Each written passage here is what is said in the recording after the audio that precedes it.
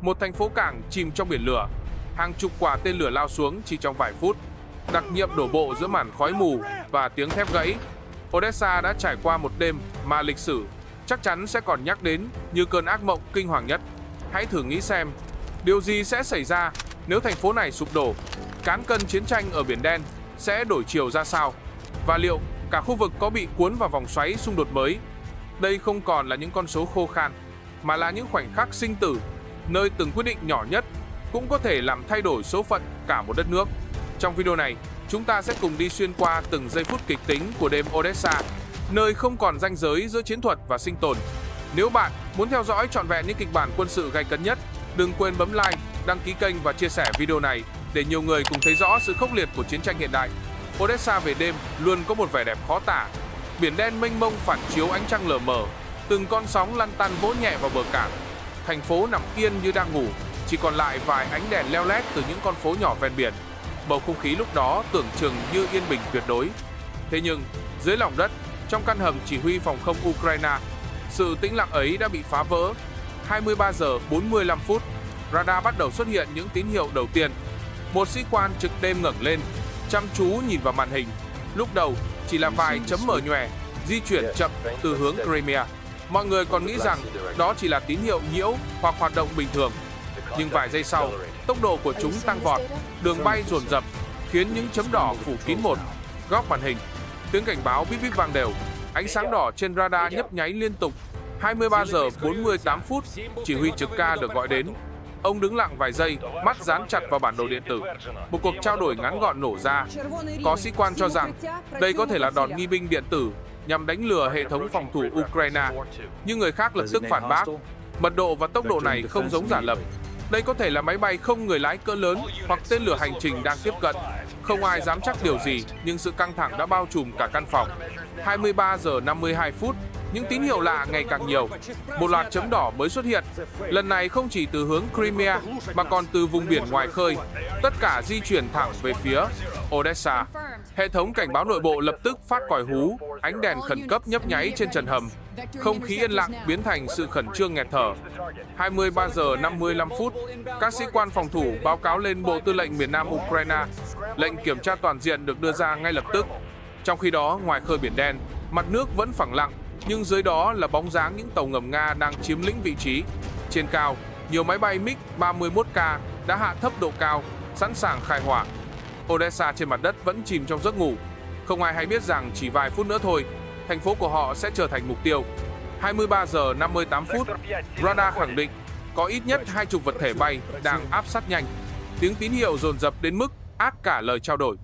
Một sĩ quan chảy tay, run run cầm ống nghe, giọng nói cố giữ bình tĩnh khi đọc báo cáo. Mục tiêu di chuyển tốc độ cao, hướng thẳng về Odessa, khả năng tấn công là rất lớn. Chỉ huy ca trực quay sang nhìn đồng hồ, rồi dứt khoát hạ lệnh, kích hoạt báo động cấp 1. 0 giờ 0 phút, toàn bộ hệ thống phòng không Ukraine quanh Odessa được đặt vào tình trạng sẵn sàng. Binh sĩ tại các trận địa Patriot và Iriste nhận lệnh chuẩn bị phóng. Trong hầm chỉ huy, ánh sáng đỏ vẫn nhấp nháy, tiếng bíp liên tục vang lên như nhịp tim dồn dập của cả thành phố. Từng ánh mắt căng thẳng nhìn nhau, không ai nói thêm một lời. Phía trên mặt đất, Odessa vẫn yên ắng, người dân vẫn đang ngủ, không hề hay biết. Nhưng với những người lính trong hầm chỉ huy, họ đã cảm nhận rõ ràng khoảnh khắc bình yên đã kết thúc. Cơn bão thật sự đang tiến đến gần, chỉ còn tính bằng phút. Và Odessa sẽ trở thành tâm điểm của một đêm không thể nào quên trong lịch sử. 0 giờ 3 phút, bầu trời phía nam Odessa lóe sáng. Từ độ cao hơn 10.000 mét, một chiếc MiG-31K của Nga mở khoang vũ khí. Tiếng kim loại bật ra như xé toang màn đêm. Và chỉ một giây sau, quả tên lửa siêu vượt âm Kinsan lao đi với vận tốc khủng khiếp. Đường sáng rực rỡ để lại vệt dài trên bầu trời, rồi biến mất trong bóng tối chỉ trong nháy mắt. Ở dưới biển, những chiếc tàu ngầm thuộc hạm đội Biển Đen đồng loạt khai hỏa tên lửa hành trình Caliber. Các ống phóng mở ra, từng quả đạn lao vọt lên khỏi mặt nước, tạo thành những cột khói trắng dựng đứng. Âm thanh vang dội lan khắp vùng biển, khiến mặt nước rung lên như có động đất. Trong hầm chỉ huy Ukraine, hệ thống cảnh báo bật đỏ toàn bộ. Các sĩ quan gần như không kịp phản ứng khi tốc độ của Kinzhan vượt quá tầm dự đoán. Đây là loại tên lửa được Nga quảng bá có khả năng bay gấp 10 lần tốc độ âm thanh. Khi radar báo động, nó đã gần chạm tới mục tiêu. Thời gian để tính toán chỉ tính bằng chục giây. quá ngắn để phòng không kịp sắp xếp phương án đối phó. 0 giờ 6 phút, quả Kinzhan đầu tiên lao xuống khu vực ngoại ô Odessa. Một tiếng nổ chói tai vang lên, mặt đất rung chuyển, cửa kính của nhiều tòa nhà cách xa vài km vỡ vụn, cột lửa khổng lồ bốc lên, khói đen tràn ngập cả bầu trời. Dân thường bật dậy trong hoảng loạn, chưa kịp hiểu chuyện gì đang xảy ra thì loạt nổ tiếp theo đã ập đến. Từ phía biển, Caliber nối tiếp nhau rít lên. Khác với Kinzhan, Caliber bay thấp, bám sát mặt nước rồi bất ngờ nâng cao độ khi tiếp cận mục tiêu. Với quỹ đạo khó lường, chúng khiến hệ thống phòng thủ Ukraine bị phân tán. Trong vài phút ngắn ngủi, hàng chục vụ nổ liên tiếp vang dội khắp thành phố. 0 giờ 10 phút, cảng Odessa rung chuyển. Một kho nhiên liệu bốc cháy, lửa lan nhanh sang các bồn chứa bên cạnh.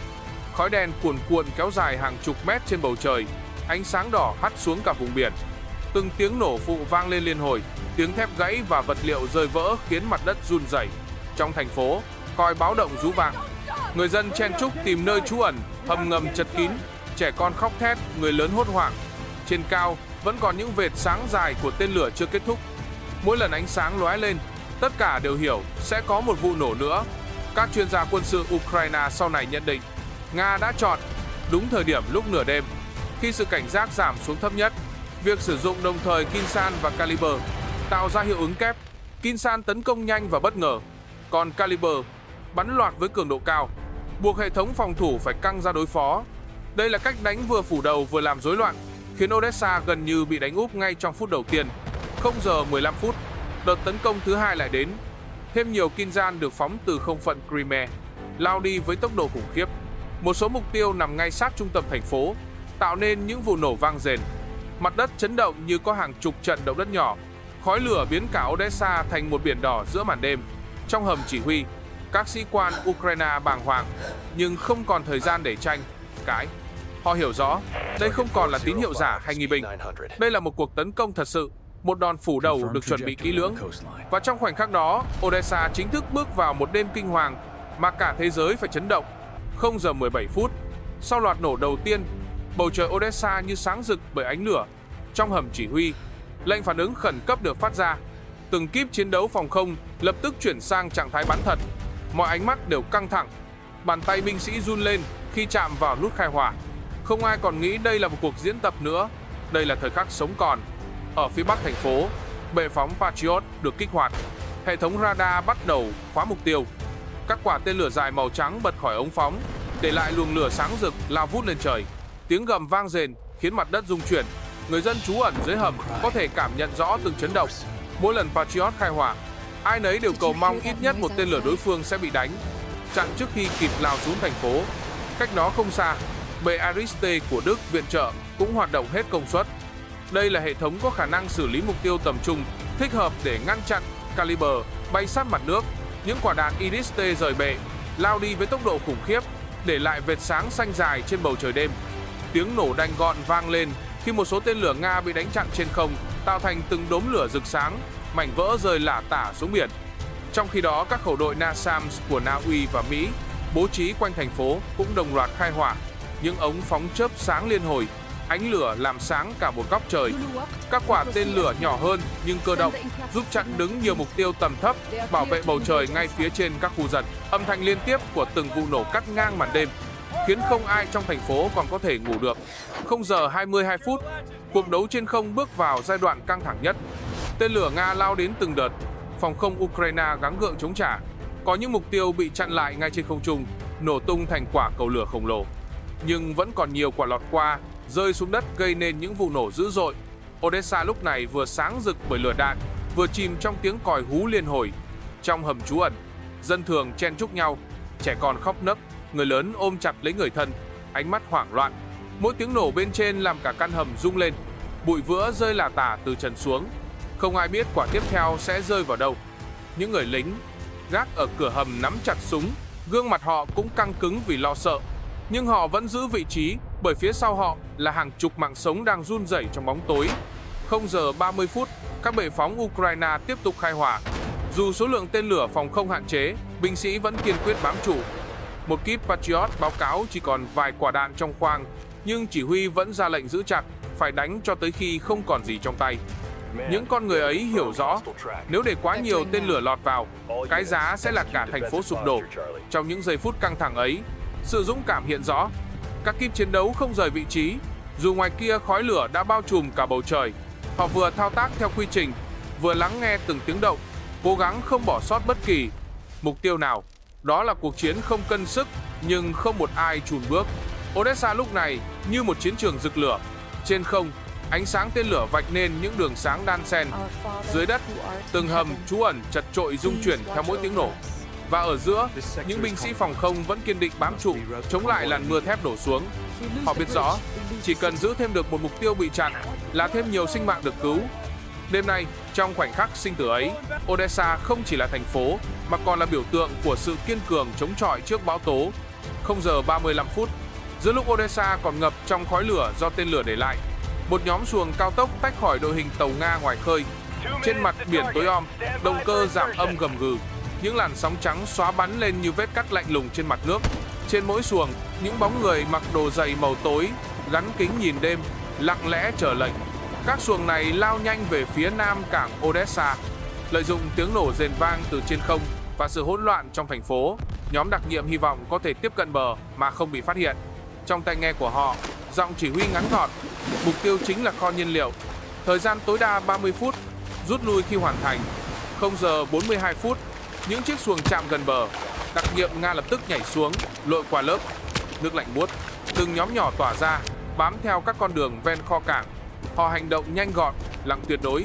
Chỉ có ánh sáng xanh nhấp nháy từ kính nhìn đêm hắt lên gương mặt căng cứng. Nhưng quân Ukraine không hề bị bất ngờ hoàn toàn. Các đơn vị bảo vệ cảng đã nhận lệnh báo động cấp 1 từ trước. Từ trên tháp canh, ánh đèn pha quét xuống, bất chợt chiếu trúng vài bóng người đang lẩn trong bóng tối. Tiếng súng nổ chát chúa xé toang màn đêm. Đạn vạch thành những vệt sáng rực lao về phía bờ. 0 giờ 45 phút, giao tranh thực sự nổ ra. Đặc nhiệm Nga lập tức phản ứng, nấp sau các container, bắn trả bằng súng trường tấn công.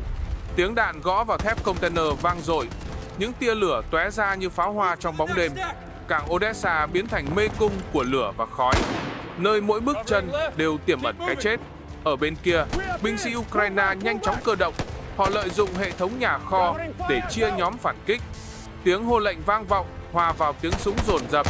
Trong vài phút, cả khu công nghiệp ven cảng biến thành một chiến trường chật hẹp.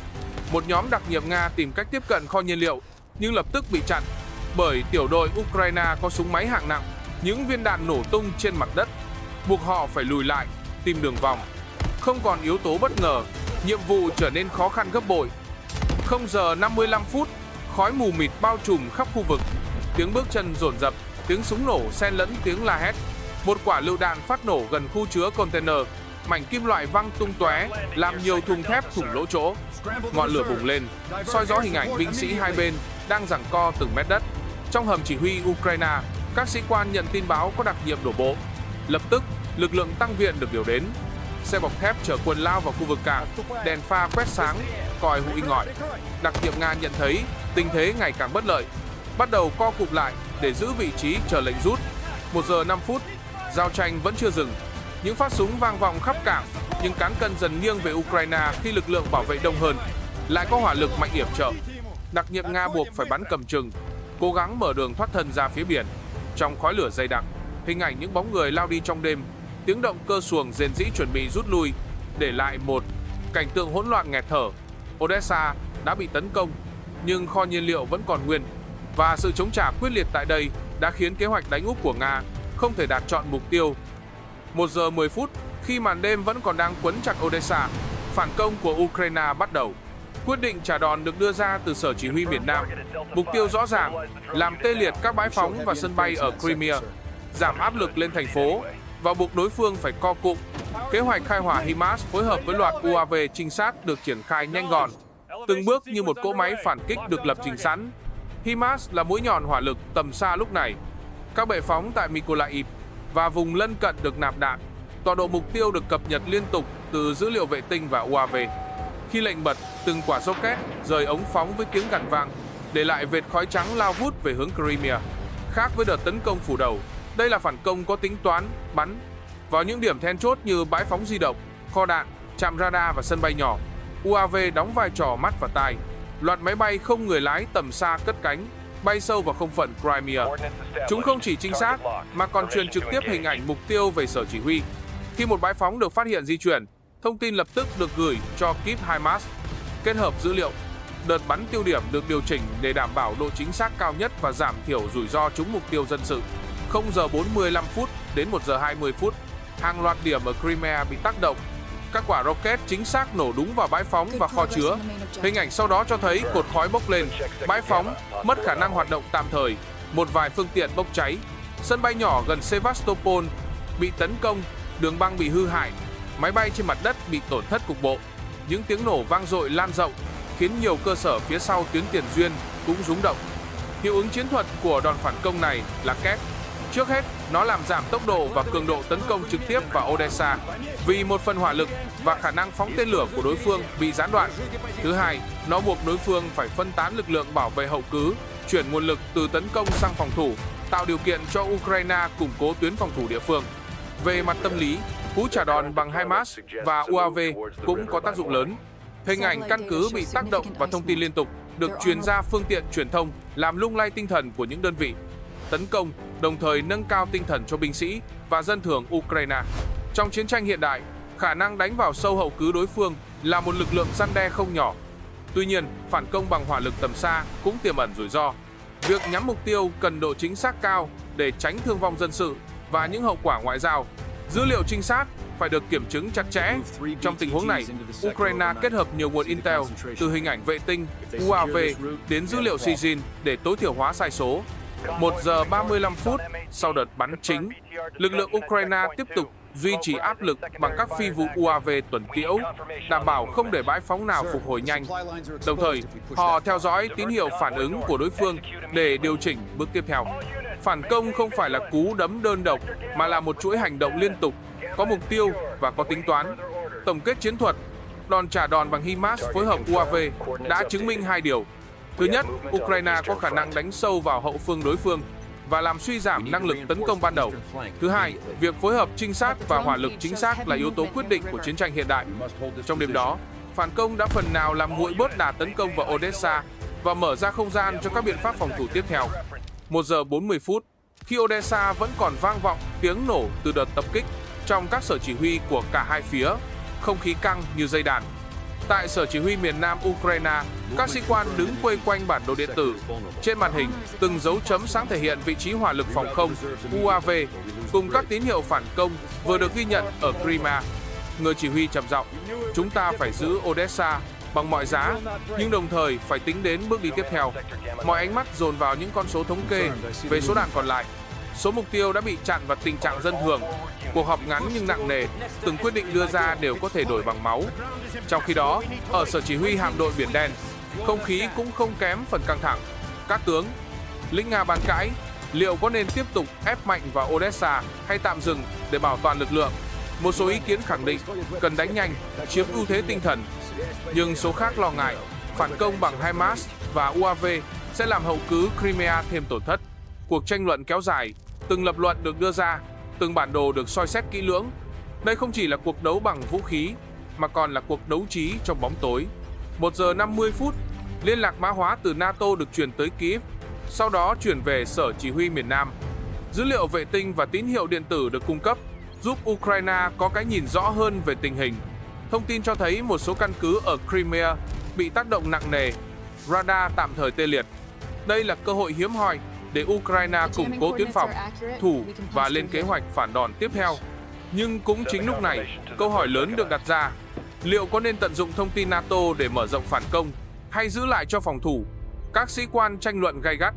Một bên cho rằng nếu tiếp tục đánh sâu, Nga sẽ buộc phải phân tán lực lượng, giảm sức ép lên Odessa. Bên kia cảnh báo rằng kho đạn phòng không đã vơi, nếu mạo hiểm quá xa, thành phố có thể phải trả giá. Không khí trong hầm chỉ huy nặng nề đến nghẹt thở. Ánh đèn đỏ hắt lên gương mặt các sĩ quan, mồ hôi lấm tấm. Họ hiểu rõ đây là thời khắc cân não, đánh hay giữ, mỗi lựa chọn đều tiềm ẩn rủi ro khôn lường. Ở cả hai phía, những con người ngồi trước màn hình không còn chỉ là quân nhân, mà là những người đang gánh cả số phận của hàng triệu người dân phía sau. Và trong khoảnh khắc ấy, cuộc chiến không chỉ diễn ra ngoài chiến trường, mà còn diễn ra ngay trên bàn họp, nơi từng quyết định được cân nhắc từng ly từng tí. 2 giờ 5 phút, Odessa chìm trong hỗn loạn. Sau những loạt nổ liên tiếp từ tên lửa, khói lửa phủ dày trên cảng. Giữa ánh sáng đỏ rực hắt lên từ những bồn nhiên liệu đang cháy, từng loạt súng nổ dồn dập vang vọng khắp khu công nghiệp ven biển. Đặc nhiệm Nga và lực lượng Ukraine chạm trán trực diện, biến nơi đây thành một mê cung chết chóc. Trong bóng tối đặc quánh khói, ánh đèn pin loang loáng quét qua các dãy container. Mỗi luồng sáng lóe lên lại đi kèm một tràng đạn nổ giòn. Những viên đạn găm thẳng vào thép, tia lửa tóe ra, âm thanh chát chúa vang vọng. Binh sĩ hai bên ẩn nấp, từng nhóm lao đi, vừa bắn vừa hét khẩu lệnh ngắn gọn. Không ai còn thấy rõ khuôn mặt của đối phương, chỉ có những bóng người lao qua, chớp nhoáng trong ánh lửa cháy. Một nhóm đặc nhiệm Nga tìm cách vòng qua phía sau kho nhiên liệu. Họ di chuyển nhanh, sát mặt đất, súng sẵn sàng. Nhưng ngay khi đến gần, đèn pha của Ukraine bật sáng quét ngang, để lộ toàn bộ vị trí.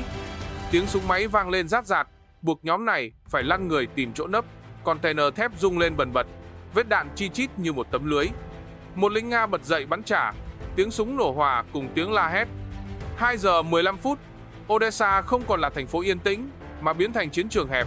Tiếng còi báo động rú dài lẫn trong tiếng nổ của các bồn chứa bắt lửa. Các binh sĩ Ukraine tận dụng lợi thế quen thuộc địa hình, dồn từng tiểu đội chặn đường thoát của đối phương. Họ lẩn vào những dãy nhà kho, leo lên mái cao để bắn tỉa, tạo thành gọng kìm siết chặt quanh nhóm đặc nhiệm Nga.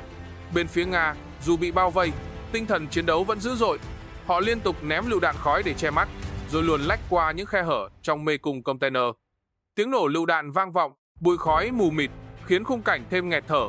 Mỗi bước đi, mỗi tiếng động đều có thể dẫn tới một trận đấu súng bất ngờ. 2 giờ 25 phút, trong khi chiến sự tại cảng đạt cao trào, nhiều khu dân cư gần đó cũng chịu ảnh hưởng. Những ngôi nhà rung lên vì sức ép, cửa kính vỡ vụn. Người dân chui sâu xuống hầm trú ẩn, nghe rõ tiếng đạn bay vèo vèo trên đầu. Nỗi sợ hãi lan khắp thành phố, nhưng cũng chính lúc này, tinh thần phòng thủ được đẩy lên tột cùng. Ở một góc cảng, xe bọc thép Ukraine xuất hiện, đèn pha quét sáng cả khu vực. Khẩu súng máy gắn trên xe nã từng loạt, đạn rát rạt, ép nhóm đặc nhiệm Nga phải co cụm. Tiếng kim loại gãy răng rắc vang lên khi một container bị bắn thủng, méo mó đổ nghiêng xuống như bức tường khổng lồ. Đặc nhiệm Nga lúc này bị đẩy vào thế khó. Một vài người cố gắng phản công bằng hỏa lực nhỏ lẻ, nhưng áp lực từ lực lượng Ukraine ngày càng lớn. Binh sĩ Ukraine liên tục tràn lên, vừa bắn vừa hét khẩu lệnh. Tiếng bước chân dồn dập, ánh đèn pin lia sáng, tất cả tạo thành nhịp điệu gấp gáp khiến bất kỳ ai chứng kiến cũng phải nghẹt thở. 2 giờ 35 phút, giao tranh gần như nổ ra ở từng góc nhỏ của cảng. Có nơi là tiếng súng trường dồn dập, có nơi là tiếng súng lục khô khốc trong cự ly gần. Thậm chí, nhiều binh sĩ đối đầu nhau chỉ cách vài mét, ánh mắt chạm nhau trong khoảnh khắc ngắn, ngủi trước khi bóp cò. Lửa cháy bập bùng hắt bóng người đổ dài trên mặt đất. Cảnh tượng vừa dữ dội vừa lạnh sống lưng. Trận đấu súng kéo dài khiến cả hai phía đều thương vong. Nhưng rõ ràng, cán cân đang nghiêng về Ukraine. Lực lượng tăng viện liên tục kéo đến, trong khi nhóm đặc nhiệm Nga dần kiệt quệ. Tiếng súng của họ thưa dần, xen kẽ là những khoảng yên lặng ngắn ngủi, rồi lại bị phá tan bởi một loạt đạn mới từ đối phương. Odessa, trong giây phút ấy, không còn là thành phố cảng thanh bình. Nó đã trở thành một bãi chiến trường ngột ngạt, nơi ánh sáng lửa, tiếng thép gãy, tiếng người hét và tiếng đạn hòa lẫn thành một bản nhạc nghẹt thở. Cao trào của trận chiến hiện rõ, không còn đường lùi, chỉ có sự sống và cái chết đan xen từng giây, từng phút. 2 giờ 50 phút, khói lửa vẫn bao phủ cảng Odessa. Tiếng súng nổ đã thưa dần, chỉ còn lác đác từng loạt đạn rời rạc. Nhóm đặc nhiệm Nga sau gần 1 giờ giao tranh liên tục đã rơi vào thế kiệt sức. Đạn dược cạn dần, đội hình tản mát, nhiều người bị thương không còn khả năng di chuyển. Kế hoạch đánh nhanh rút gọn coi như thất bại. Trong bộ đàm, giọng chỉ huy vang lên ngắn gọn: rút lui. Không ai tranh cãi. Tất cả đều hiểu nếu cố bám trụ thêm, khả năng bị tiêu diệt hoàn toàn là rất cao. Những bóng người lặng lẽ co cụm, dìu theo đồng đội bị thương, rồi len lỏi qua những dãy container cháy đen để tìm đường ra biển. 3 giờ 0 phút, những chiếc xuồng cao tốc bắt đầu áp sát bờ đón quân. Động cơ gầm lên, từng làn sóng trắng xóa xé toạc mặt nước. Trong ánh sáng mờ của ngọn lửa còn cháy ở kho cảng, những binh sĩ Nga lảo đảo bước xuống bến. Bùn đất lấm lem, súng cầm lỏng lẻo. Khuôn mặt họ phủ đầy bụi khói, mệt mỏi hẳn rõ, nhưng ánh mắt vẫn giữ sự kỷ luật quen thuộc.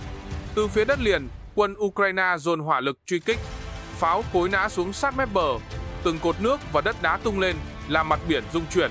Đạn súng máy rít ngang tai, găm xuống mặt nước loang loáng ánh sáng. Những chiếc xuồng trong chành có lúc tưởng như bị nuốt chửng bởi sóng nổ, nhưng các tay lái vẫn cố giữ thăng bằng, gạt cần hết tốc lực đưa đồng đội ra xa. 3 giờ 10 phút, từng chiếc xuồng lần lượt lao ra khơi, để lại vệt sóng rải sáng lấp lánh trong đêm. Trên bờ, lực lượng Ukraine dựng đứng thành tuyến, đèn pha, quét sáng, nòng súng hướng theo dõi đến tận khi những bóng đen nhỏ dần trong màn đêm mịt mùng. Odessa đã trụ vững, kho nhiên liệu không bị chiếm và kế hoạch đánh úp coi như khép lại. Nhưng cảnh tượng để lại vẫn bi tráng. Những người lính Nga rút lui trong lửa đạn không còn giữ thế thượng phong, nhưng cũng không hoàn toàn hỗn loạn. Họ dìu nhau lên xuồng, gương mặt sạm đen vì khói, ánh mắt lạnh lùng nhìn về phía sau. Trên vai họ là thất bại trong một đêm mạo hiểm, nhưng cũng là dấu ấn của sự kỷ luật quân sự. 3 giờ 20 phút, cảng Odessa dần trở lại sự yên ắng rùng rợn. Lửa vẫn cháy, khói vẫn cuồn cuộn, nhưng tiếng súng gần như không còn. Người dân dưới hầm trú ẩn bắt đầu ngẩng đầu, nghe ngóng, chờ đợi. Binh sĩ Ukraine siết chặt súng, đứng lặng trên những ngụ đất, quan sát mặt biển. Ai nấy đều hiểu rằng cơn bão chưa kết thúc, nhưng ít nhất đêm nay Odessa đã đứng vững trước thử thách khốc liệt nhất. Buổi sáng hôm sau, khi ánh nắng đầu tiên chiếu xuống thành phố cảng Odessa, khói đen vẫn còn bốc lên từ những kho chứa cháy rụi. Lính cứu hỏa và lực lượng cứu hộ khẩn trương làm việc, nhưng cả thành phố vẫn chìm trong mùi khét của thép cháy và nhiên liệu. Ngay lập tức, chính quyền Ukraine tổ chức họp báo thông báo rằng Odessa đã đứng vững sau đêm tấn công ác liệt. Người phát ngôn Bộ Quốc phòng Ukraine khẳng định, chúng tôi đã bẻ gãy kế hoạch đổ bộ. Nhiều mục tiêu đối phương bị đánh chặn và phản công thành công vào hậu cứ Crimea. Thông điệp này nhanh chóng lan truyền khắp truyền thông quốc tế. Các hãng tin lớn đồng loạt đưa tin về sự kiên cường của Odessa. Hình ảnh hệ thống phòng không khai hỏa HIMARS phản công và khói lửa bốc lên từ Crimea trở thành tiêu điểm trên nhiều mặt báo. Ukraine coi đây là minh chứng rõ ràng cho khả năng phòng thủ ngày càng mạnh mẽ, bất chấp sức ép liên tục từ phía Nga. Về phía Nga, thông cáo chính thức đưa ra trong buổi sáng cùng ngày lại có giọng điệu khác hẳn. Bộ Quốc phòng Nga tuyên bố chiến dịch đặc biệt đã hoàn thành mục tiêu, nhấn mạnh rằng nhiều kho quân sự và cơ sở hạ tầng tại Odessa đã bị đánh trúng. Họ khẳng định lực lượng đặc nhiệm đã rút về an toàn, và chiến dịch này là lời cảnh báo trực tiếp về khả năng Nga có thể tấn công bất cứ lúc nào.